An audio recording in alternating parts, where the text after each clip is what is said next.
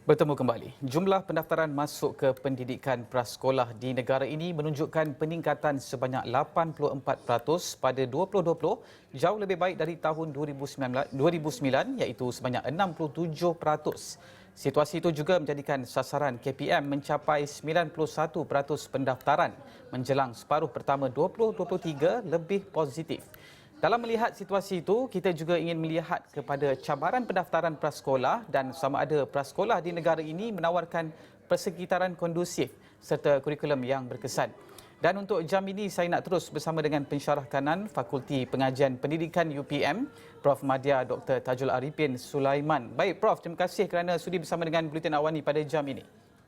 Terima kasih, Helmi. Okey, baik Prof. Pertamanya, bagaimana kita melihat daripada segi usaha untuk penambahan prasekolah ini dan dalam jangkaan yang masa tertentu untuk kita memastikan pendaftaran penuh 100% terhadap pendaftaran prasekolah ini, dan bagaimana Prof melihat antara implikasi besar terhadap usaha ini, Prof?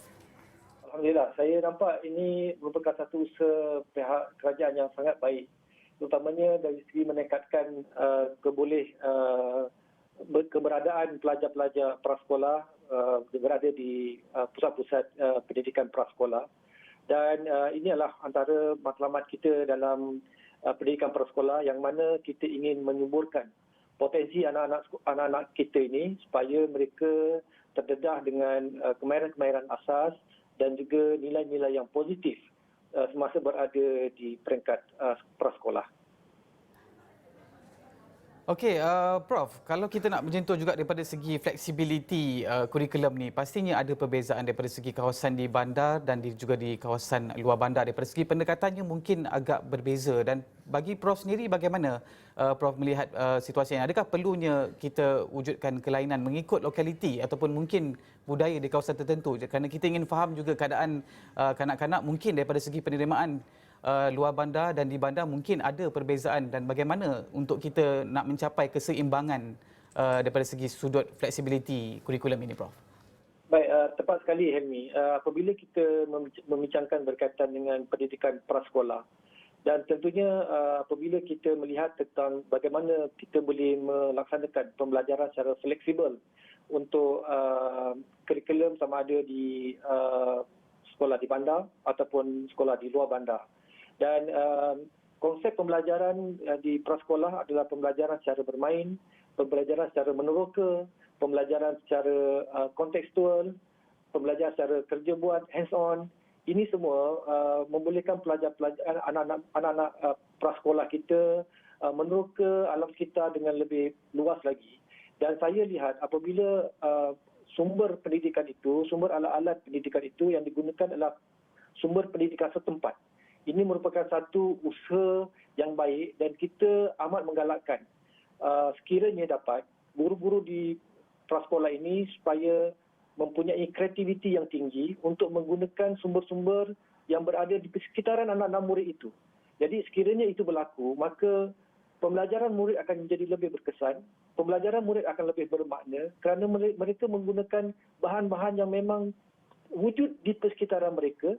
Dan apabila benda itu dikaitkan dengan proses 3M, membaca, menulis dan mengira, dan juga tentang konsep-konsep asas dalam pembelajaran, kemudian kita mendedahkan mereka, anak-anak murid kita di peringkat prasekolah ini dengan kemahiran berfikir secara kreatif dan kritis, mereka lebih mudah untuk menerima dan menyelesaikan permasalahan-permasalahan yang diberikan.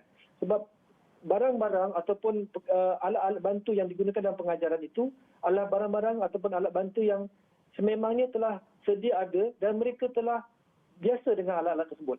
Cuma sekarang ni kita nak mengaitkan isi kandungan yang kita nak belajar dengan barang-barang ataupun alatan-alatan yang berada di sekitar anak-anak murid prasekolah ini.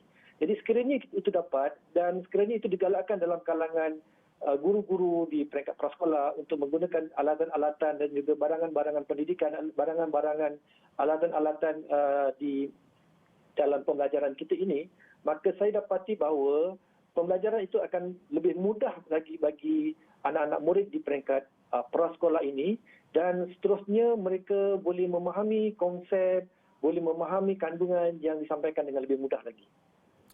Okey, baik Prof. Sebentar tadi ada menyentuh mengenai dengan soal kreativiti. Saya nak juga menyentuh mengenai dengan persepsi ibu bapa pada ketika ini kalau kita lihat daripada segi bercakap dengan prasekolah ni pastinya ada swasta dan juga ada yang juga di sebelah kerajaan, tapi bagaimana kita nak menghapuskan stigma kalau kita lihat sekarang ini ada ibu bapa yang mungkin lebih cenderung kepada menghantarkan anak-anak mereka ke prasekolah yang swasta, dan bagaimana kita nak wujudkan satu keyakinan tu bercakap daripada segi kualiti. Kalau kita lihat daripada segi data daripada World Bank, prasekolah kerajaan sendiri telah pun menghasilkan golongan pengajar yang boleh dikatakan daripada segi kelayakannya minimum diploma di situ.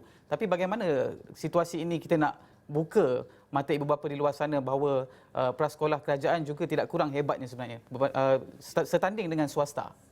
Tepat sekali, Helmi. Saya juga melihat perkara ini sebagai satu cabaran bagi guru-guru prasekolah, pengajar-pengajar prasekolah, supaya mereka mendalami seterusnya ilmu berkaitan dengan pendidikan awal kanak-kanak.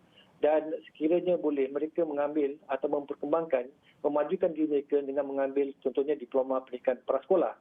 Okey, dan dari segi perkembangan terkini seperti yang disarankan oleh World Bank, kita juga sedar bahawa dengan adanya dunia tanpa sepadan, dengan adanya kaedah pembelajaran secara open distance learning ODL, dengan adanya pembelajaran yang lebih mudah diakses, saya fikir bahawa ilmu pengajaran pendidikan prasekolah untuk guru-guru di prasekolah boleh dipertingkatkan.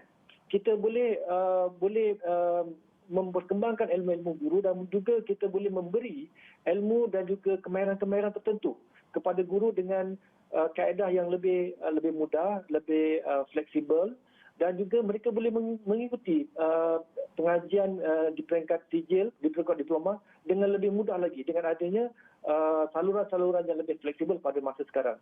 Dan ini bagi saya adalah satu keperluan yang asas, kerana apa yang kita sering tekankan untuk guru-guru prasekolah ini adalah mereka, guru-guru prasekolah adalah guru-guru yang memerlukan kreativiti yang sangat tinggi.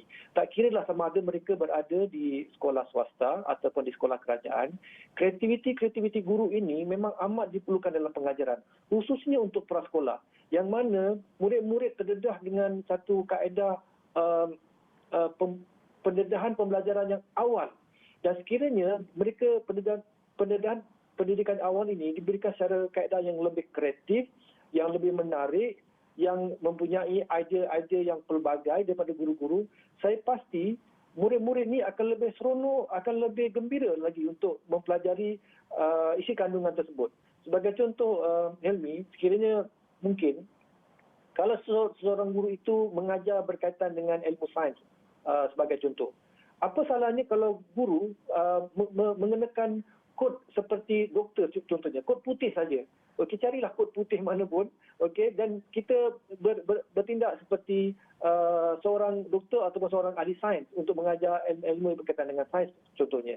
Jadi dengan itu maka kreativiti secara berpakaian, kreativiti secara penyampaian, kreativiti dalam pengajaran, kreativiti dalam alat bahan yang digunakan dalam pengajaran, kreativiti dalam aktiviti pembelajaran murid-murid ini, kalau ianya boleh ditingkatkan, saya yakin bahawa minat murid, kemerosotan murid untuk hadir di sekolah semakin mengurang. Dan murid makin minat untuk belajar, ibu bapa akan lebih yakin sama ada guru-guru di sekolah kerajaan ataupun sekolah bantuan kerajaan, sebab kita ada banyak sekolah-sekolah tadika yang juga dianjurkan oleh pihak kerajaan dan juga oleh jabatan-jabatan tertentu, yang mana saya fikir sekiranya keyakinan ibu bapa terhadap pembelajaran yang kreatif dan anak-anak mereka berminat untuk mengikuti pembelajaran, maka kadar keberadaan murid di kelas-kelas prasekolah akan meningkat. Murid akan lebih gembira dan murid lebih tersedia untuk mempelajari kemahiran asas dalam pembelajaran.